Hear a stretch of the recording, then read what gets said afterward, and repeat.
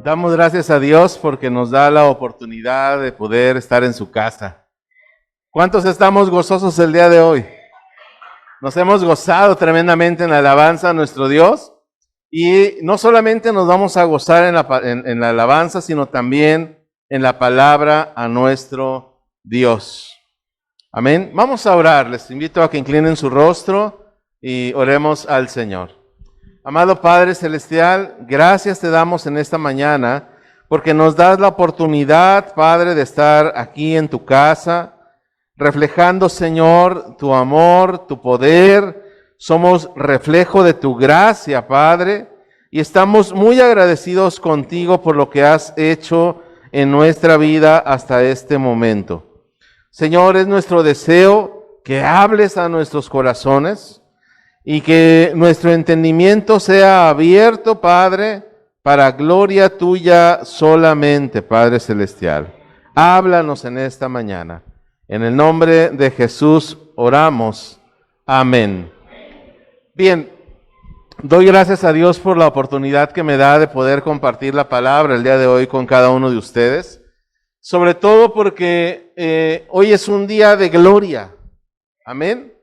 Es un día donde el cristiano se goza de la presencia del Señor ahora más que nunca. Y le voy a decir por qué. En primer lugar, porque hoy inicia esta semana maravillosa en donde en el calendario cristiano siempre estamos expectantes a la Navidad, ¿verdad? No sé si por las vacaciones, cuando éramos chamacos, yo creo que era por las vacaciones, ¿verdad? Al fin se acaban las clases. Y luego pensábamos en Semana Santa porque para nosotros traducido era vacaciones, descanso en realidad. Pero para los que ya maduramos en la fe, estas fechas no solamente se traducen en vacaciones y descanso, se traducen en recordar la salvación que Dios tiene para cada uno de nosotros. El sacrificio de Jesús en la cruz, el desarrollo de ese sacrificio, esa parte anticipada al sacrificio de Jesús. Y podemos encontrar también en esta celebración de la Pascua, o Semana Mayor, o Semana de la Pasión, como generalmente se le llama, a un periodo donde podemos recordar el ministerio de nuestro Señor Jesucristo. Y como ya lo decía nuestra pastora al principio, esta profecía allá en Ezequiel, anticipadamente se sabía, en Zacarías, se sabía exactamente lo que habría de suceder. Lo mismo lo dijo el profeta Isaías también anticipadamente, cuando en la palabra misma encontramos la revelación de lo que habría de suceder. Pero antes de entrar en detalle, yo quiero invitarte a que por un momento reflexionemos en esto. Tengo una pequeña ilustración. Cuando vienes a la iglesia o cuando vas a una fiesta, por lo general nos preocupamos mucho de nuestro atavío, ¿verdad? Sobre todo las mujeres. No se cuelgan el perico porque a veces no les combina, pero se ponen un collarcito, unos aretitos, una pulserita, su reloj, ¿qué más? El anillo o los anillos. Hay mujeres que usan anillos en todos los dedos, aretes en toda la oreja, ¿sí o no? Yo no sé cuánto tiempo se tardan en poner todo eso, ¿verdad? Si es que los cambian regularmente, pero nos preocupamos por nuestro atavío. El hombre es más simple, un pantalón, una camisa, unos zapatos, unos tenis, una playera y vámonos, ¿verdad? Pero a veces somos más tardados los hombres que las mujeres, ¿sabían eso? Tengo que reconocer porque si no lo reconozco me va como en feria llegando a casa. Pero es la realidad, es algo que realmente nos preocupamos por nuestra atavío de venir limpios, planchados, ¿verdad? A algunos no les importa y se vienen arrugados. No sé quién venga arrugado el día de hoy, pero no nos preocupa a veces, pero sí nos preocupa traer el calzado limpio. Y ya tenía varios meses que no había sacado mi calzado de donde lo tengo guardado. Y usted sabe que un calzado que ha sido guardado se llena ¿de qué? De polvo, telarañas, pelusa, cabellos. Y cuando yo saqué mis zapatitos, que no es un zapatito porque es del 29, un zapatote, me di cuenta que mi calzado necesitaba una lustrada. Y entonces recordé algo que en lo particular me hace reflexionar, y espero que a usted también le haga reflexionar, acerca de nuestra vida. Mire, el calzado estaba polvoso, como ya dijimos, polvoso con telarañas, tenía algunos meses que no los ocupaba. Y cuando los saqué y los empecé a limpiar, me di cuenta que a la hora de lustrarlos, el calzado volvía a relucir. Un calzado limpio siempre va a relucir, ¿sí o no? El cristiano, queridos hermanos, el cristiano, el Hijo de Dios, el que ha sido comprado por precio de sangre, necesita ser limpiado, pero no cada 4 meses como este calzado, no cada 8 días cuando lo voy a ocupar.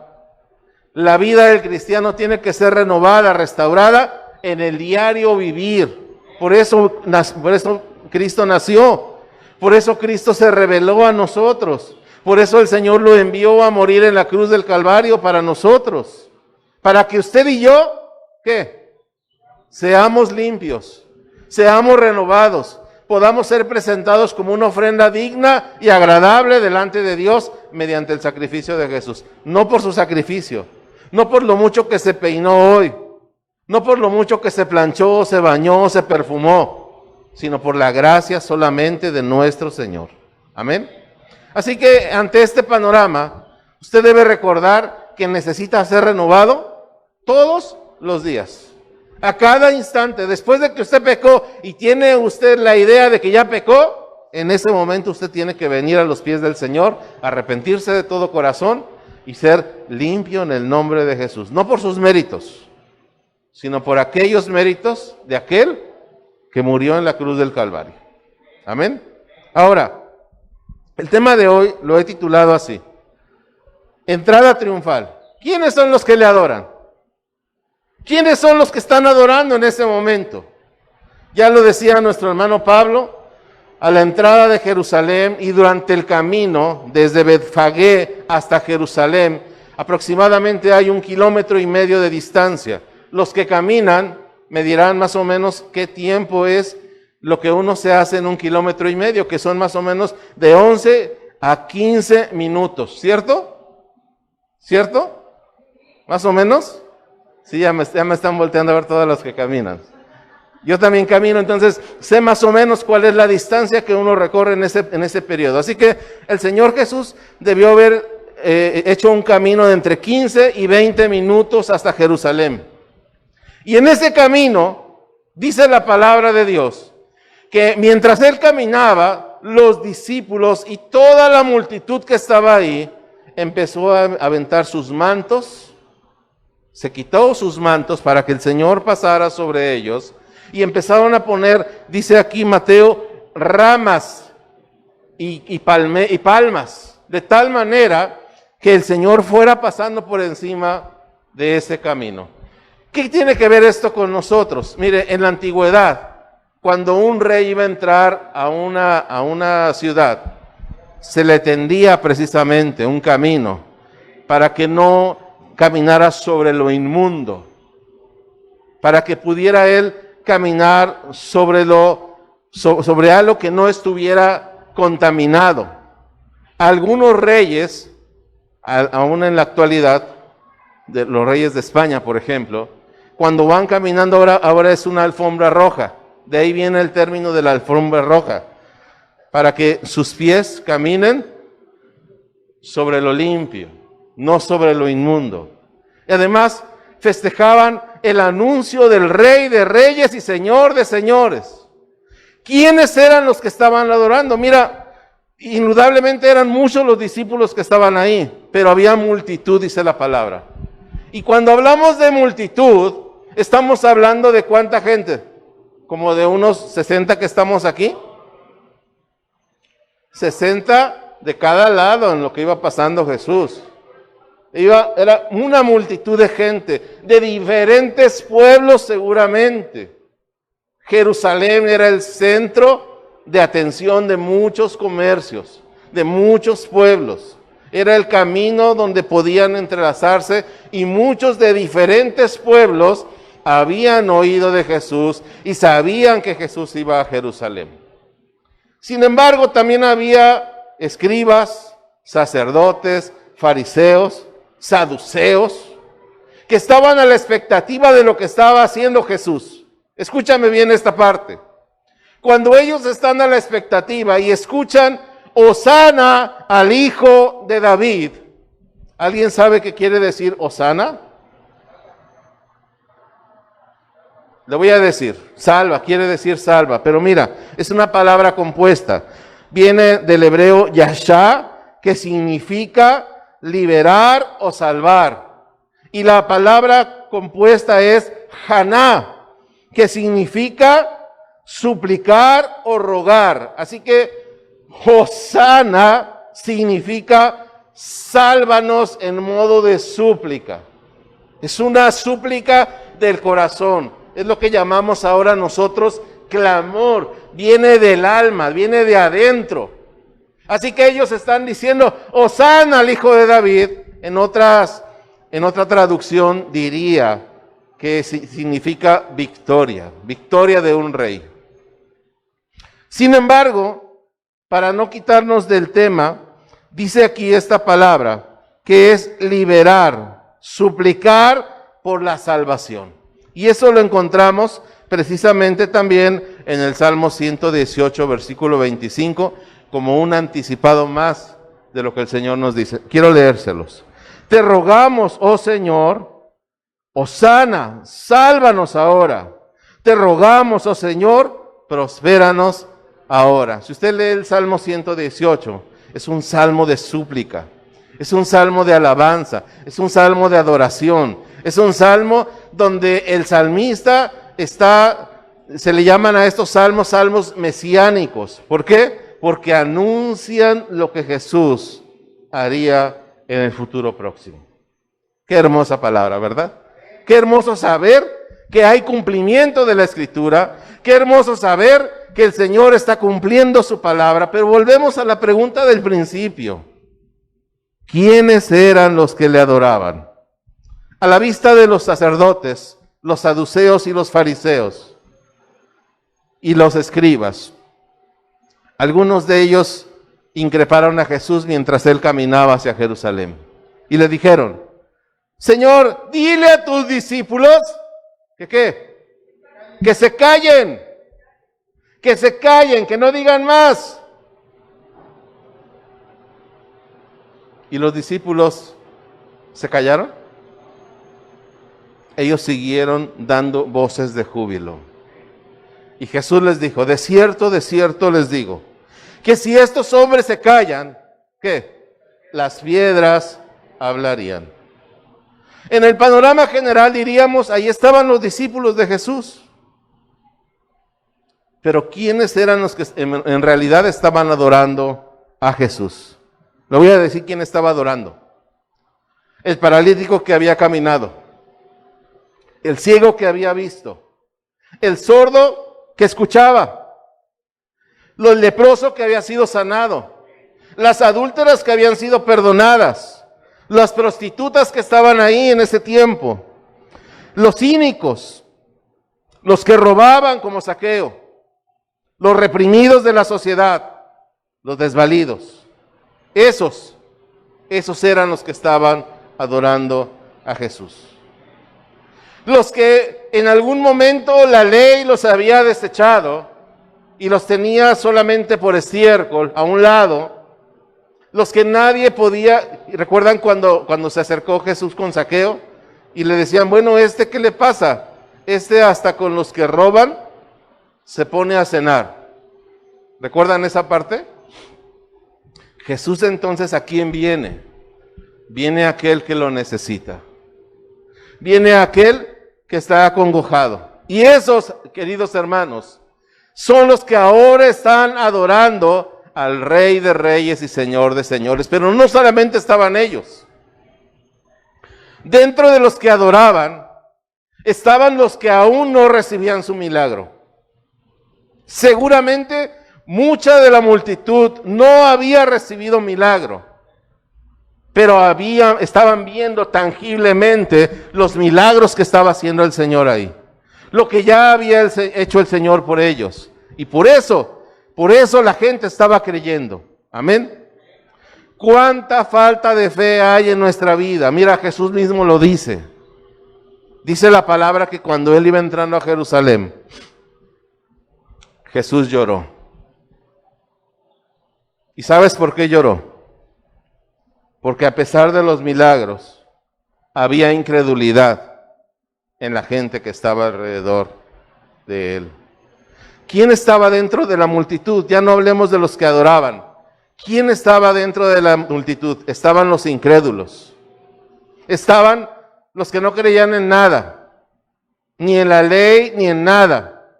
Estaban los que habían escuchado de oídas a Jesús. No creían, dicen, era como un profeta más, algunos pensaban.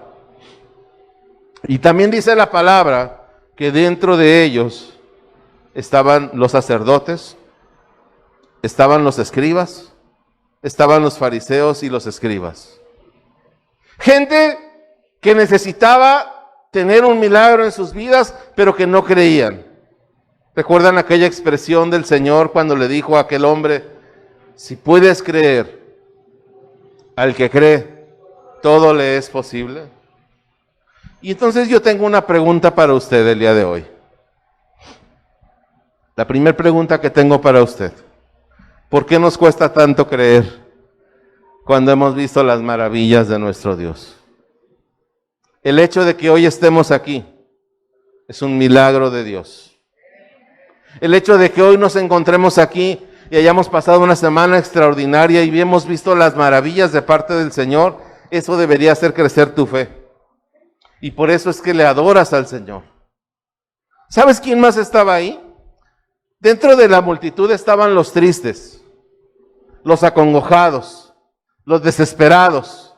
Estaban los menesterosos, los que estaban pidiendo una moneda más. Había infinidad de personas ahí, pero la mayoría de ellos creyeron en Jesús. ¿Y sabes por qué creyeron en Jesús? Definitivamente, porque podemos encontrar que en el detalle de los evangelios, cuando Jesús llega a la ciudad, causa polémica su llegada.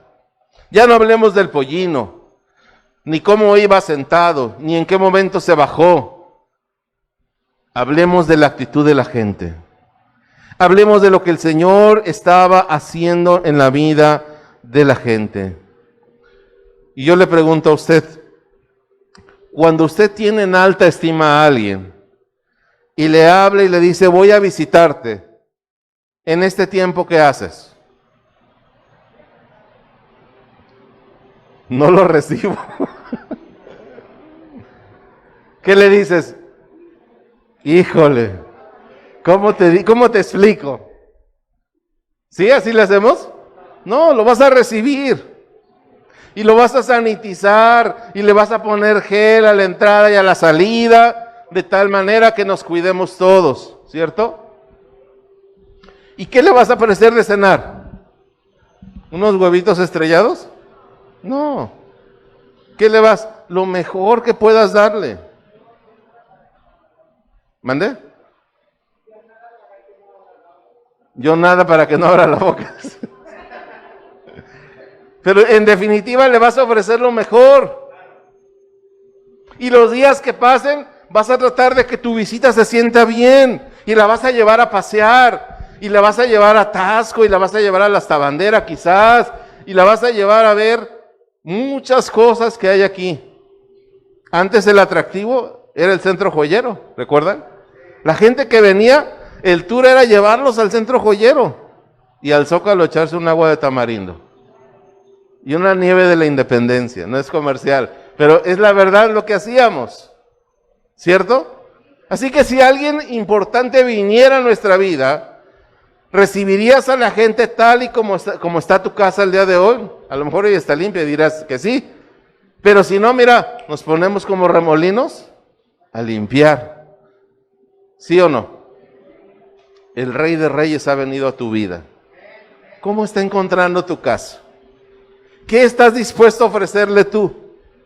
Digo, si las personas que amamos en esta tierra somos buenas con ellos y tratamos de atenderlos como reyes, como lo mejor que se pueda, con el presupuesto que tengas,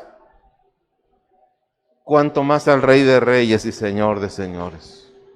Jesús entró a ese lugar, entró a Jerusalén, y la gente tenía muchas expectativas acerca de él. Hay una gran pregunta que se hacen los teólogos para el viernes de crucifixión. ¿Dónde estaba toda esa multitud?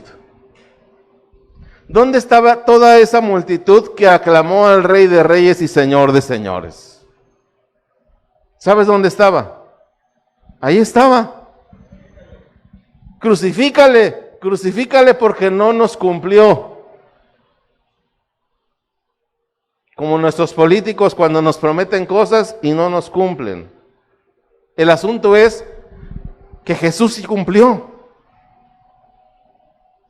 No cumplió las expectativas que la gente tenía. La gente quería ver de una manera visible y tangible la salvación y que el imperio romano fuera derrocado completamente y que el Señor pusiera un juez o Él mismo fuera el juez y reinara para siempre. Cuando Jesús decía, vengo a establecer mi reino sobre ustedes.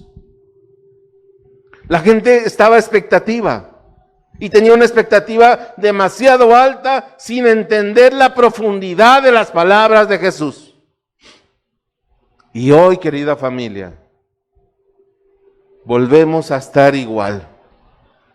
Tenemos una alta expectativa y queremos que se resuelvan nuestros problemas y nuestras enfermedades a la voz que creemos que Él va a obrar.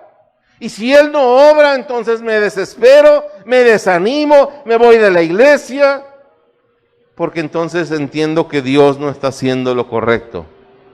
No me ama lo suficiente como ama a otros.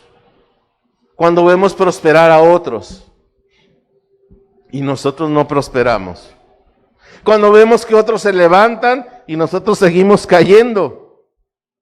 Y somos fieles a Dios. Y no vemos por dónde el Señor nos va a resolver. Nuestra vida puede desanimarse también. Por eso dice la Escritura, mas el justo por la fe vivirá. Muchos de los que estaban ahí vivieron por fe. Aún los discípulos se desanimaron porque creían que Jesús se iba a levantar solito de la cruz. Ellos estaban expectantes que el Señor saliera, que en el día de la crucifixión Él se levantara y eliminara a todos los que estaban ahí. Seguramente esa era la idea de muchos. Pero ellos se fueron a sus casas, ninguno de ellos se preocupó ni siquiera por el cuerpo del Señor. ¿O sí? Dice que vino otro Simón, para bajarlo de la cruz. 1 entre 1000. Y yo te pregunto el día de hoy, ¿cómo está tu corazón el día de hoy? ¿De qué manera estás recibiendo esa entrada triunfal a tu corazón? ¿De qué manera has recibido al Señor en tu corazón de tal manera que puedas ofrecerle lo mejor que hay en tu corazón? Lo mejor de tus actitudes, lo mejor de tu carácter, lo mejor de tu mirada, lo mejor de tus oídos, lo mejor de tus sentimientos. ¿Sabes en dónde radica el verdadero amor a Jesús? En amar al prójimo. ¿Recuerdan aquella expresión de Jesús con los discípulos? Cuando los discípulos le preguntaron, después de que Jesús les dice, vine a ustedes y ustedes no me ayudaron. Ay, Señor, ¿en qué momento veniste si pues siempre estás con nosotros? Dice, mira, estuve desnudo y no me cubriste. Tuve hambre y no me diste de comer. Tuve sed y no me diste de beber. Estuve en la cárcel y no me visitaste. Señor, ¿en qué momento? En el amor al prójimo también se refleja la obediencia y el amor a nuestro Dios. Dice la Escritura que cada quien da de acuerdo a lo que hay en su corazón. Dice la palabra que todo lo que hablamos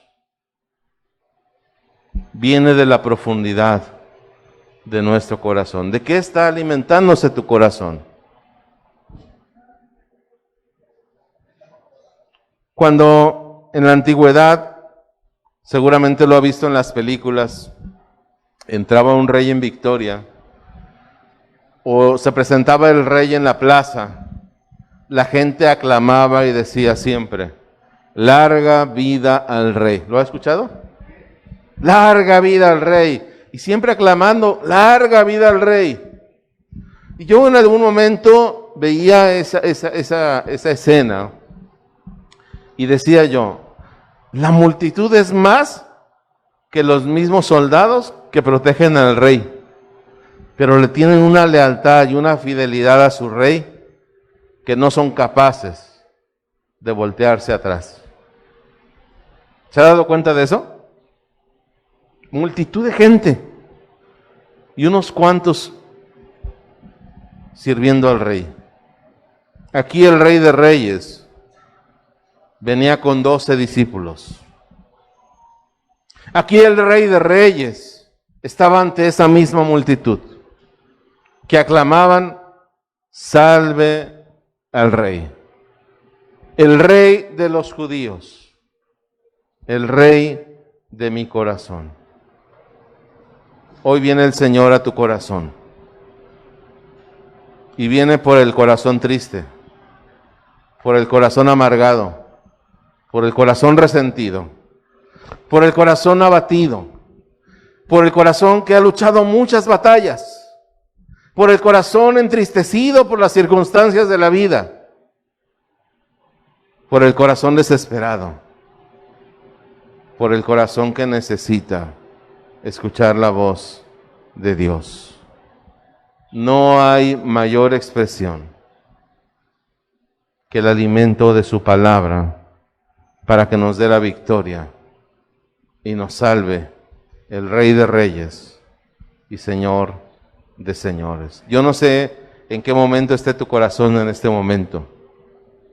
Yo no sé por lo que tú estés pasando, pero lo que sí sé es que Dios tiene la solución para tu problema. ¿Cuántos lo creen así? Yo lo creo así. Hemos visto la mano de Dios encima de todas las circunstancias que nos puedan estar rodeando. Y el Señor siempre es fiel y responde a nuestra vida. Amén. Quiero invitarte para que inclines tu rostro un momento. Y mientras oro, quisiera invitarte para que podamos reflexionar en estas palabras. Cierre sus ojos un momento. Padre Celestial, hoy respondemos a la voz de tu Hijo Jesús. Hoy respondemos, Señor, y reprendemos nuestra falta de vista. Reprendemos nuestra necedad. De tal manera, Padre Celestial, que seas tú trabajando en nuestras vidas. No podemos pasar por alto, Señor, este proceso en el cual estamos cada uno de nosotros.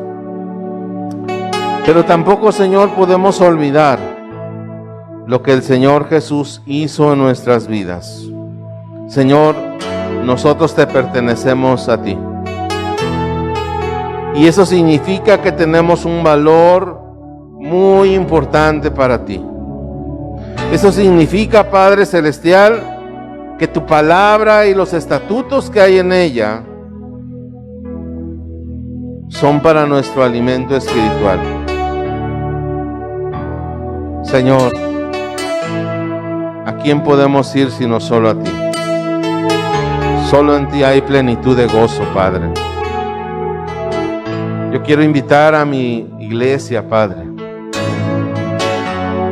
a que podamos reflexionar, oh Señor, en qué es lo mejor que podemos darte y lo peor que tenemos en nuestro corazón.